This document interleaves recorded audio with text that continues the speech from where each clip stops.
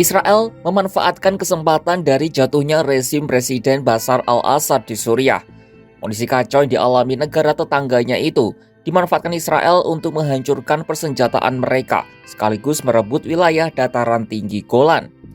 Soal serangan ke berbagai persenjataan Suriah dijelaskan oleh juru bicara militer Israel Avichai Adrei di akun X pribadinya pada Rabu 11 Desember 2024. Operasi pembersihan ini diberi nama Operasi Al-Bassam Arrow. Adrei menjelaskan dalam waktu 48 jam IDF menyerang sebagian besar persediaan senjata strategis di Suriah karena khawatir akan jatuh ke tangan teroris. Hal ini juga merupakan perintah langsung dari Perdana Menteri Israel Benjamin Netanyahu Selasa 10 Desember 2024. אין לנו כוונה להתערב בענייני הפנימיים של סוריה, אבל בפירוש יש לנו כוונה לעשות מה שצריך לדאוג לביטחוננו. במסגרת הזאת, אני השארתי לחיל האוויר להפציץ יכולות צבאיות אסטרטגיות שהשאיר צבא סוריה, כדי שאלה לא ייפלו בידי הג'יהאדיסטים. Terdapat sejumlah target yang disasar oleh Israel Defense Force atau IDF. Yang pertama, dari sektor laut. Pada Senin 10 Desember 2024, kapal rudal milik Angkatan Laut Israel menyerang dua pelabuhan milik Angkatan Laut Suriah, Mina al-Baida, dan pelabuhan Latakia. Terdapat 15 kapal Angkatan Laut Suriah yang bersandar di sana. IDF menyasar puluhan rudal bar yang memiliki jangkauan antara 80 hingga 190 km dan diklaim mengancam kapal sipil dan militer di wilayah tersebut. IDF juga melakukan serangan udara besar-besaran ke wilayah Suriah. Adrei menjelaskan pesawat tempur dan drone mereka meluncurkan sekitar 350 serangan udara. Serangan ini menyasar baterai rudal permukaan ke udara, Bandara Angkatan Udara Suriah, serta puluhan sasaran lain di wilayah Damaskus, Homs, Tartus, Latakia, dan Palmyra. Gelombang serangan ini menghancurkan banyak senjata, termasuk berbagai jenis rudal, kendaraan udara tak berawak, pesawat tempur, helikopter serang radar, tank, hanggar pesawat, dan lain-lain. Salah satu serangan menyasar pangkalan militer paling vital milik Suriah dan milisi pendukungnya. Pangkalan militer dikuasai divisi Tartab atau divisi 54 itu meledak dan terbakar. Ledakan itu diduga disebabkan oleh serangan udara yang menghantam gudang amunisi di pangkalan tersebut. Pangkalan terletak di dekat Bandara Kamisli dan perbatasan Turkiye itu meledak dan terbakar pada Senin 9 Desember 2024 malam. Meski demikian, pemerintah setempat masih belum mengeluarkan pernyataan terkait peristiwa itu. Dalam sebuah konferensi pers, Menteri Luar Negeri Israel Gideon Sa'ar menyatakan pihaknya menyerang sistem senjata, termasuk senjata kimia dan konvensional seperti rudal dan roket jarak jauh agar tak jatuh ke tangan para ekstremis atau kelompok oposisi Suriah. The only interest we have is the security of Israel and its citizens. That's why we attacked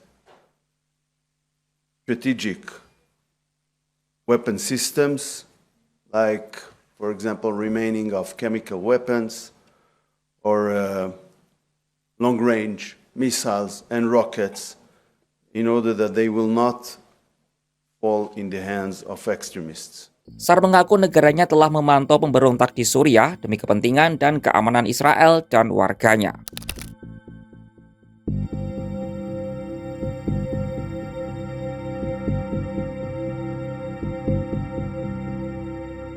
Pasukan Israel pada Senin 9 Desember 2024 dilaporkan telah memasuki dan merebut daerah dataran tinggi Golan saat pemerintahan Suriah tengah diambil alih oleh pemberontak. Kendaraan militer Israel tampak melaju di sepanjang pagar zona penyangga dataran tinggi Golan yang telah didemilitarisasi oleh pasukan Israel. Kesiagaan di perbatasan Suriah dan Israel itu merupakan perintah Perdana Menteri Israel Benjamin Netanyahu yang menegaskan bahwa dirinya tidak akan membiarkan kekuatan musuh manapun berada di perbatasan Israel. כמובן יוצר הזדמנויות חדשות, חשובות מאוד למדינת ישראל, אבל זה גם לא נטול סיכונים. אנחנו פועלים קודם כל כדי להגן על גבולנו. האזור הזה נשלט במשך קרוב ל-50 שנה על ידי אזור חיץ שהוסכם עליו ב-1974, הסכם בהפרדת הכוחות. ההסכם הזה קרס, חיילי סוריה נטשו את העמדות שלהם. Israel diketahui telah menguasai dataran tinggi Golan sejak tahun 1967 setelah berperang selama 6 hari dengan Suriah. Dengan tergulingnya pemerintahan Assad di Suriah, Netanyahu mengklaim bahwa kesepakatan tahun 1974 dengan Suriah turut runtuh. Alasan ini jugalah yang membuat Netanyahu memerintahkan IDF untuk merebut dataran tinggi Golan. יחד עם שר הביטחון ובגיבוי מלא של הקבינט, הנחיתי אתמול את צה"ל לתפוס את אזור החיץ ואת העמדות השולטות הסמוכות לו. אנחנו לא נאפשר לשום כוח עוין להתבסס בגבולנו. Aksi Israel ini pun mendapat kecaman dari masyarakat internasional, kecuali Amerika Serikat. Liga Arab juga telah mengecam Israel yang dinilai memanfaatkan jatuhnya Assad untuk memperluas pendudukannya di Suriah. Sebelumnya Israel juga telah mencaplok sebagian wilayah Golan pada tahun 1967 usai Perang Timur Tengah. Kini pencaplokan wilayah Suriah bertambah hingga sisi Gunung Hermon di dataran tinggi Golan. Perserikatan Bangsa-Bangsa atau PBB mengecam tindakan Israel yang merebut dataran tinggi Golan tersebut. Akan tetapi pernyataan PBB tak mampu mengubah jalan pikir Netanyahu. Israel memanfaatkan kejatuhan rezim Suriah untuk kepentingan mereka sendiri. Dengan dalih keamanan negara, mereka menghancurkan berbagai persenjataan bekas militer Suriah, dari mulai senjata konvensional hingga senjata kimia. IDF turut mencaplok dataran tinggi Golan karena perjanjian tahun 1974 disebut Netanyahu telah runtuh bersamaan dengan jatuhnya rezim Assad. Tak ayal tindakan Israel ini menuai reaksi keras dari dunia internasional. Akankah ada eskalasi baru yang terjadi di kawasan tersebut? Saksikan perkembangan konflik Suriah hanya di kanal YouTube Kompas.com.